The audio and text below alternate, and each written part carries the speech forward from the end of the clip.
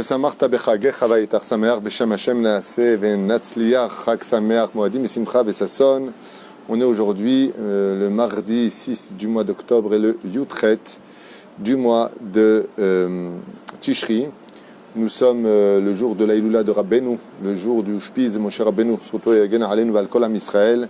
Shiur acheté par Yael Mordov, que Dieu la bénisse elle et toute sa famille Be'ezrat Hashem. Shiur, dit-elle, pour remercier Akadosh Baruch Hu de tous les bienfaits envers sa famille, la santé, la joie, le nachat, Baruch Hashem avec les enfants, réussite matérielle et spirituelle pour toute la famille dans tous les domaines, entre autres pour Aaron, David Ben Sonia et sa femme Yael Bat Nina Chantal, leurs enfants Shirel Nina Bat Yael, Alon Yosef Ben Yael, Oren Haïm Ben Yael, Liel Bat Yael, Idan, Moshe Ben Yael. Une grande réfouach lema pour tous les malades d'Israël, Bichlalam et Shana Tova, en tout cas, donc pour tous les enfants d'Israël, qu'on n'entende que de bonnes nouvelles pour tout le peuple d'Israël. La Géoula Shlema est sans douleur pour tout le peuple d'Israël. C'est une femme qui aime son peuple, qui aime son créateur. Baruch Hashem Yael, que Dieu vous bénisse. Et Bezrat Hashem, mais aussi pour le Rav et toute l'équipe, que Akadosh vous récompense pour tout le bien que vous faites. Yael, Toda, Rabba, je n'ai pas de mots. Tout le monde a été compris dans cette demande pour ce shiur qui va nous parler justement d'un des secrets de la fête de Sukkot à travers l'amour et la crainte. Car le Rav Pinkus, Zecher Tzadik Vekadosh Livracha, nous a laissé de merveilleux écrits. J'ai tous ces livres ici, j'ai même au Bet Midrash aussi. Et j'aimerais partager avec vous, Bezrat Hashem, quelques explications profondes sur la fête de Sukkot à travers le Rav Pinkus. Sruto Yagen Alenu. Yael Mordov, ce shiur est pour vous, vous avez pensé à nous tous. On pensera aussi à vous, Be'ezrat Hashem, Tiskul Mizot U'Maasim Tovim. Amud Ha'ira ve'Amud Ha'ava. Alors on a fait beaucoup de shiurim sur la dimension de l'amour de Dieu et de la crainte de Dieu. Des fois, dans certains textes, on trouve que l'amour devance la crainte, et des fois on trouve que la crainte devance l'amour. Comme par exemple, Uma Hashem Elokecha Shoimi Markim L'Ira ou Ha'ava. Et qu'est-ce que l'Éternel, ton Dieu, te demande, si ce n'est que de le craindre et de l'aimer. Mais on lit aussi L'Ehava ou l'Ira et Hashem Elokecha, tu aimeras et craindras l'Éternel, ton Dieu. Ce qui fait qu'on a une espèce de chilouv, d'une espèce de façon de vivre le judaïsme par l'amour et des fois par la crainte. Quand on observe les lettres du mot amour et crainte en hébreu, Aleph, He, Bet, He, Ahava, et qu'on les place au-dessus du mot Ira, ou le contraire, Yud, Resh, Aleph, He, quand on prend les 4 lettres les unes sur les autres et qu'on coupe le mot en deux, on obtiendra à droite le mot Ira et à gauche le mot amour. En d'autres termes, essayez avec l'occasion d'écrire le mot Ahava, Aleph, He, Bet, He, en dessous Ira, Yud, Resh, Aleph, He, et vous verrez qu'en coupant ce mot en deux, vous observerez que les lettres du haut et les lettres du bas complètent le mot crainte, et les lettres de l'autre côté complètent les lettres du mot amour. En d'autres termes, il n'y a pas de crainte sans amour et il n'y a pas d'amour sans crainte. Car la garantie d'aimer quelqu'un, c'est de craindre de le perdre ou de le décevoir. Si on n'aime qu'une personne sans avoir peur de lui, vous savez, des fois dans les couples, on dit, dis-moi, t'as un peu peur de moi? Et avec beaucoup d'assurance, un peu d'orgueil, peur, non, pas du tout. Grave erreur. C'est une très grave erreur. Car le monde, comme l'explique, on a le masgan gratuit ici. Comme l'explique le Rav Pinkus, ainsi que tous les chachamim, dans tous les livres, la garantie d'aimer, c'est la peur de perdre. Ça veut dire que si tu n'as pas peur de me perdre, il est évident que tu ne m'aimeras pas assez fort pour me garder. Eh bien, de la même façon, il est très important dans les couples de comprendre que ne commettez jamais c'est bien dit, l'erreur de croire que les cœurs sont suffisants pour garder une vie heureuse dans un couple. Car c'est la crainte qui s'accompagne de l'amour et l'amour qui s'accompagne de la crainte qui pourront permettre l'équilibre de faire battre ces deux mouvements. En d'autres termes, je n'ai pas de Yetzeratov si je n'ai pas de Yetzerara. Je n'ai pas de Yetzerara si je n'ai pas de Yetzeratov. Parce que si j'avais que le blanc, sans jamais connaître le noir, je ne saurais pas ce qu'est le blanc. C'est le contraste de la crainte qui permet à l'amour de grandir. C'est le contraste de l'amour qui permet à la crainte d'exister.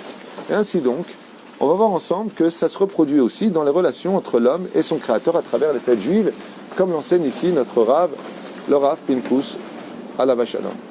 Haolam banui mishnei yesodot. Le monde ne peut pas tenir si ce n'est que sur 2 principes fondamentaux qui sont Irat Shamaim, la crainte du ciel, le fait de décevoir Hachem, ou la crainte du bâton, celui d'aller Gehinam, réincarnation ou autre, Ve'amut shel ahava, et l'amour, tout simplement d'aimer Hachem. Be'ezrat Hachem, des fois on n'a pas assez de crainte, alors on va utiliser l'amour. Des fois on n'a pas assez d'amour, alors on va utiliser la crainte. Il faut savoir que dans l'absolu, dans le judaïsme, l'amour de Dieu n'a été réellement créé que pour l'accomplissement des mitzvot positives, mitzvot assez. Tandis que la crainte, elle, n'a été donnée qu'aux juifs, c'est-à-dire qu'au service des mitzvot lota assez. En d'autres termes, quand tu fais Shabbat, quand tu mets tes tefilin, quand tu donnes de la tzedaka, quand tu es shomer d'une mitzvah à accomplir, eh bien, mets-y beaucoup d'amour. Quand tu vas à la Beth Knesset, vas-y avec beaucoup d'amour. Mais attention, ne parle pas à la synagogue. Ne fais pas de la synagogue un bar à alcool. Ça, il faut beaucoup de crainte. La reine, quand il s'agit de mitzvot positives, prends le lulav avec la barat minim, tu dois être rayonnant d'amour. Tes lèvres doivent trembler d'émotion pour Dieu. Mais quand il s'agit de ne pas mettre en pratique des choses interdites, l'amour ne suffit pas. Car un homme peut tout à fait aimer sa femme, aimer la voisine, chas v'shalom, en disant à sa femme, mais je t'aime, je veux pas que tu me quittes. Alors pourquoi tu m'as trompé? Réponse, parce que tu n'as pas eu peur de me perdre. Et c'est là qu'est tout le problème. La reine, pour ne pas perdre le contact avec Hachem, de l'amour que nous avons pour lui, surtout veillons à garder la crainte de ne pas tomber dans la faute. Je connais des gens qui m'écrivent, qui aiment Dieu d'un amour incroyable. En tout cas, c'est comme ça qu'ils le définissent. Et combien même ils mentiraient. Allez, 50% est vrai, 50% d'amour pour Dieu, c'est énorme. Et ils font de graves péchés malgré tout. Pourquoi? Parce qu'ils n'ont pas la crainte. Ils aiment Dieu, mais ils ne le craignent pas assez. Quand on a l'amour et la crainte, on est capable d'engendrer la joie. Comme je l'ai déjà expliqué, le mariage, l'union extraordinaire qui est capable d'enfanter l'amour pour Dieu, la crainte pour Dieu, l'enfant qui s'en ressort s'appelle Simcha. C'est son nom à lui. C'est-à-dire qu'on est réellement heureux. Car de côté, on aime Dieu et il nous aime, on a peur de le décevoir. Lui aussi a donc peur de nous décevoir car la vie est un miroir. Ainsi donc, on est toujours sa mère de ce que Dieu nous donne parce qu'il veut nous donner plus que ce que nous on peut demander. S'il y avait cet équilibre aujourd'hui d'amour pour Dieu et de crainte pour Dieu, on n'aurait aucun problème de vivre tous les événements, même d'aimer son prochain qui paraîtrait complètement ahurissant, même de rester dans une soukha, ça paraîtrait tellement ahurissant. Pourquoi? D'un côté, on aime Dieu parce qu'on veut rester avec lui, de l'autre côté, on aurait honte de partir parce qu'on sait qu'il est là, on ne veut pas le décevoir. Le Rav Pinkus, maintenant, nous apporte des éléments nouveaux. Ahmed, comme ça il dit, d'un côté, comme on le sait, donc, il y a Pahad Yitzhak, Yitzhak qui représente donc le Ushpiz de la crainte. On a vu Avraham, et Avraham lui représente juste avant, donc premier invité de Sukkot, l'amour. Deuxième invité de Sukkot, on a vu Yitzhak. Comment est-ce que dans Ishayahu, chapitre 41, verset 8, Dieu appelle Avraham, Avraham Ahuvi, Avraham mon bien-aimé. Et comme on peut le constater, quand Dieu nous a donné la Torah, on a vu que de la même façon, il nous a imposé la crainte. N'oubliez pas qui je suis. Anochi Hashem Elokecha, c'est-à-dire que Dieu nous demande de l'aimer. Amuda Hava, je suis l'Éternel, ton Dieu. Ça veut dire quoi? Pour toi, j'étais capable de renverser la nature, de faire les 10 plaies, de vous faire traverser un océan. Par contre, tout de suite après, la crainte s'installe. Lo yelecha Elokim acherim al panai, tu ne fréquenteras pas d'autres dieux sur ma face.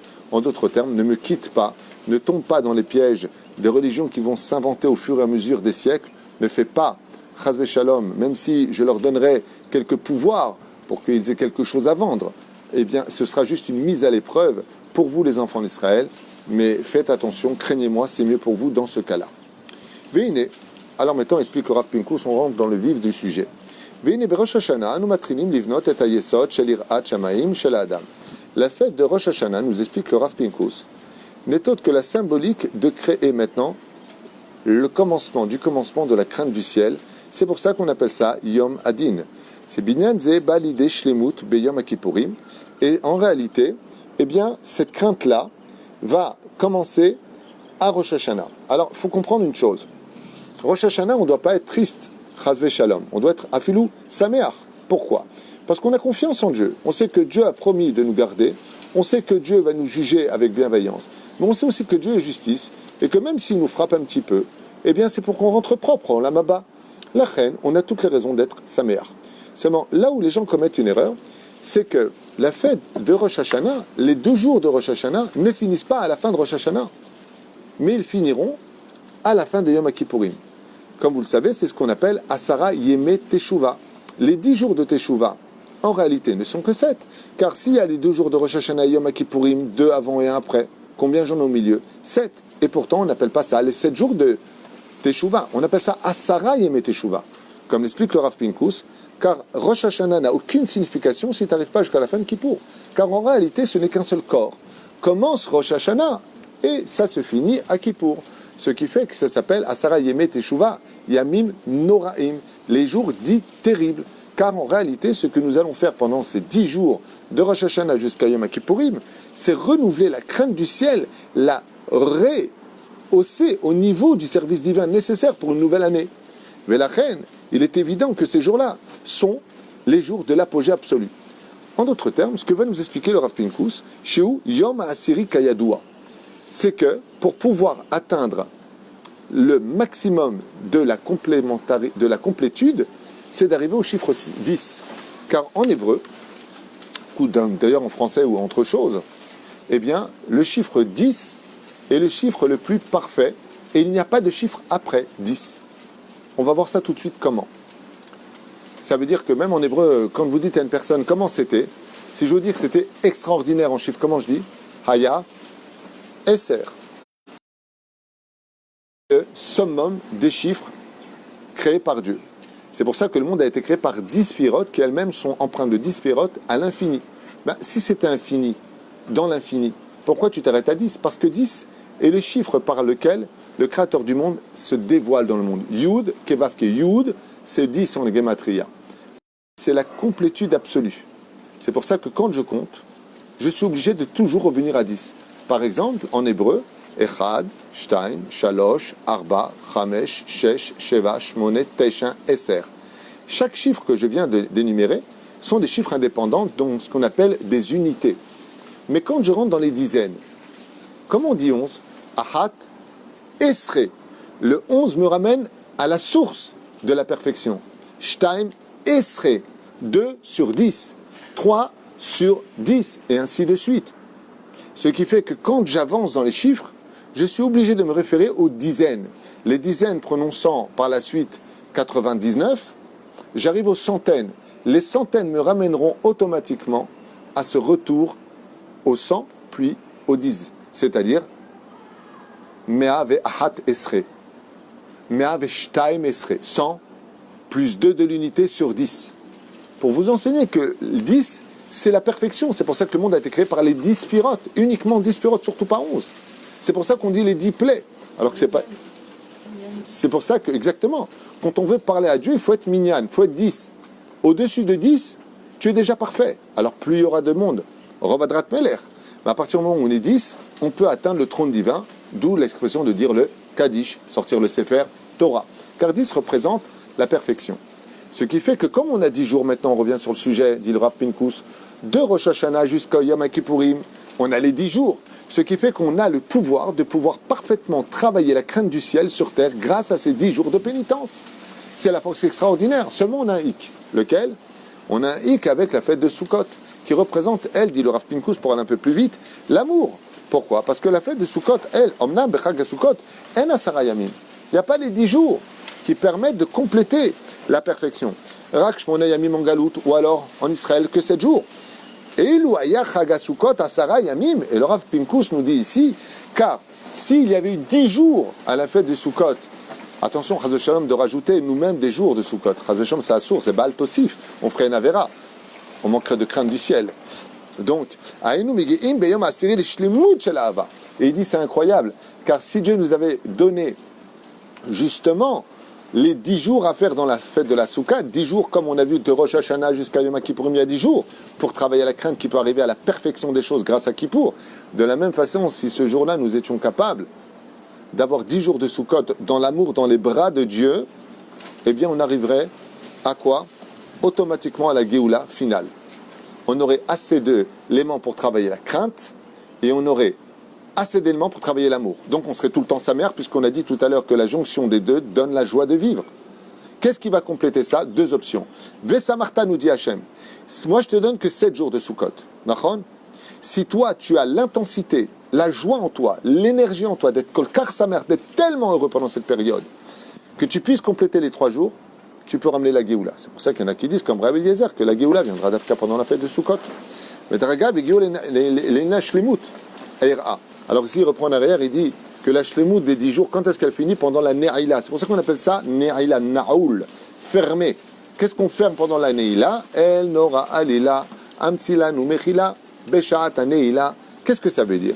Ça veut dire que ce jour-là, nous avons complété les 10 jours qu'il fallait et qui étaient suffisants pour avoir de la crainte du ciel pendant toute l'année si on a fait une réelle teshuva. Mais en ce qui concerne l'amour, c'est à nous de donner de la joie des 3 jours manquants pendant la fête de Sukkot, Bedarga Shel Mashiach Mamash. Et c'est pour cela qu'on pourra, Bezrat Hashem, compléter le dévoilement de l'avenue du Melech HaMashiach grâce à cette joie intense. Car le Mashiach ne veut pas se dévoiler dans la tristesse, mais il veut se dévoiler dans la joie. Et moins on sera en joie, et plus on aura d'épreuves dures pour travailler malgré tout le mérite d'avoir de la joie alors qu'on n'a plus de raison d'en avoir. C'est un paradoxe qui paraît complètement incroyable. Mais n'oubliez pas un détail. On allume la lumière dans une chambre que quand elle est obscure. Le Mashiach ne pourra venir que si on l'invite dans la lumière ou alors qu'on est complètement dans l'obscurité pour lui, nous allumer la lumière de l'espoir d'enfin danser au Beth Amikdash à Shlishi. Mais la reine, l'une des raisons pour lesquelles nous chantons le Oro Shel Melech HaMashiach, la lumière du Melech HaMashiach, se traduit aussi de les Akot Otanu Lishev Besukat Oro Shel Leviatan. Il y a une souka qui nous est aussi préparée. Et cette souka-là s'appelle la souka du Léviathan. En quoi d'être sous une peau de poisson, en général ça sent assez mauvais, une peau de poisson, viendrait compléter la souka d'aujourd'hui, le shalom d'aujourd'hui, la complétude d'aujourd'hui. Eh bien, Kol Ha'ezrar Be'Israël Tishvu Besukot. Tout celui qui veut sa carte d'identité de juif viendra s'installer dans la souka. Et alors, qu'est-ce que ça donnera? Il dit tout simplement que quand viendra le moment de la Géoula et qu'il y aura la soukat Oro chez Léviathan, la souka du Léviathan, eh bien, nous viendrons compléter les 3 jours qui manquaient à la souka pour que l'amour de Dieu soit aussi bien complet que la crainte de Dieu. Et ainsi donc, nous aurons tous le mérite de la Géoula finale grâce à ces 2 éléments tenus enfin en équilibre. Ce qui fait qu'on voit que la Torah est plus enseignée sous la force extraordinaire et énergétique de la crainte dans le monde. Fais attention, Zéassour. Eh bien, Rabbi Nachman de Breslev, et lui, il nous dit, eh bien, il y a d'autres façons de le servir, comme l'a fait son, on va dire, son héritier peut-être spirituel, le Rabbi de Lubavitch, Sruto Yegal Alenu, c'est de donner maintenant de l'amour. Et c'est incroyable, parce que quand on voit la demande des Chachamim pour la Géoula, qu'est-ce qui manque au peuple d'Israël? L'amour gratuit. Ha'avat Rinam. Comment se fait-il qu'on ne nous parle pas de la crainte? Pourquoi on ne dit pas le manque de crainte? Nulle part on voit ça. La fois où c'était dit, c'était avant les fêtes, à l'époque d'Avraham Avinu, qui dit à Abimelech, qui en irat Hashem b'makom. Là-bas, on voit qu'il y a marqué, ils n'ont pas de crainte. Alors, qu'est-ce qui a détruit le temple? C'était pas la crainte de Dieu, c'était le manque d'amour pour Dieu, qui se reflétait par le manque d'amour pour chacun de nous. Ce qui fait que quand on est dans la souka, on est dans la période d'une pandémie, mais c'est justement le fait de s'inviter les uns les autres. Soukat shelomecha, chacun venait dans la souka. Personne n'était jaloux de personne parce qu'une souka ne renferme pas de grands secrets ni de coffres forts. C'est une souka qui est temporaire. Alors on s'assoit dans la joie et chacun peut vivre le verset. Ezou Ashir à sa mère Bechelko. On voit que pendant 7 jours, on est capable de se suffire de tables en plastique, de chaises en plastique, de choses qui sont complètement temporaires. Et jamais on a vu quelqu'un jalouser la souka de l'autre parce qu'on sait très bien qu'on va la défaire. Aujourd'hui, on est là, demain, on sera sous terre. Alors, Alma Tamekane. Notre cœur de pierre se change en cœur de chair et chacun maintenant est capable de faire battre son cœur, pas simplement pour lui, mais pour l'autre juif qui est de l'autre côté. Je sais, j'insiste énormément sur cette dimension d'amour gratuit, mais sachez que à travers toute la Torah que nous avons dans notre merveilleux pays, la Torah des Yeshivot dans le monde entier, je ne pense pas que ce soit la Torah qui manque, même si le Bitul Torah est un grave péché, mais je pense que c'est la relation entre l'homme et son prochain qui aujourd'hui nous fait défaut dans cette génération. Et c'est peut-être pour ça que Dieu nous dit « Mettez un masque sur votre bouche. Arrêtez de vous critiquer. Arrêtez de ne voir que des défauts les uns chez les autres. » Certes, on peut s'éloigner, comme on l'a déjà dit dans certains shiurim, de personnes à relations toxiques. Mais ça ne nous donne pas le droit, pour autant, de les critiquer, de les dénigrer et de les retirer du peuple d'Israël. Si Dieu ne l'a pas fait, qui sommes-nous pour le faire? À moins qu'on ait manqué et de crainte du ciel et d'amour pour Dieu. Baruch Adonai l'olam, amen ve amen. Tu as parlé de 10 sphirotes et il y a quelqu'un qui dit qu'il n'y en a pas 7? Non, il y a 10 sphirotes qui commencent par Keter, Chochma, Bina. Il y a Da'at qui est une sphira abstraite, qui est l'engendrement de Chokhma et Bina. Et ensuite, dans le monde dans lequel nous sommes venus réparer, par exemple, si tu vois les sphirotes supérieures, Keter, c'est Kippour. C'est pas toi qui répare Kippour, c'est Kippour qui te répare. Par contre, Chesed, Givora, Tiferet, Od, Netzach, Yesod et Malchut, ce sont les 7 sphirotes tartonotes, c'est à nous de les réparer. Donc, la Tzedaka, dire bonjour, sourire, répare le Chesed, être investi d'Alachot dans ce monde, connaître le Shulchan Aruch, on vient réparer la sphira de Gevura. Le fait d'être dans Tiferet, l'harmonie du monde du travail, comme le fit Yaakov et de la Torah. Il était aussi bien travaillant chez Lavan qu'un homme de Torah. Ishtam Yoshev Ohalim, c'est Tiferet, c'est les bâtisseurs du monde spirituel et matériel. Ensuite, nous avons Netzach, que tout ce que nous faisons dans ce monde, comme aujourd'hui c'est la sphira de Netzach, eh bien est un goût d'éternité, que l'homme prenne toutes ses actions, ses paroles et ses pensées dans l'autre monde. Hod, n'oublie pas que c'est pas parce que dans la Torah que tu dois vivre comme les franciscains, c'est une mitzvah d'avoir les plus belles choses en l'honneur de la Torah. C'est ce qu'on appelle Hod ve'adar. Baruch Hashem, la Hod, c'est la splendeur. Ensuite, la pureté familiale, ne pas se marier avec des interdits, ne pas embrasser des interdits, avoir des enfants dans la Gdusha. Yesod, Malchut, Shabbat, Yom Tov, Chol HaMoed, vivre ses fêtes. Les 7 sphirotes, nous sommes venus réparer, tandis que les 3 sphirotes supérieures sont un cadeau de Dieu qui nous répare dans le monde d'en bas. Baruch Adonai l'olam, amen ve'amen.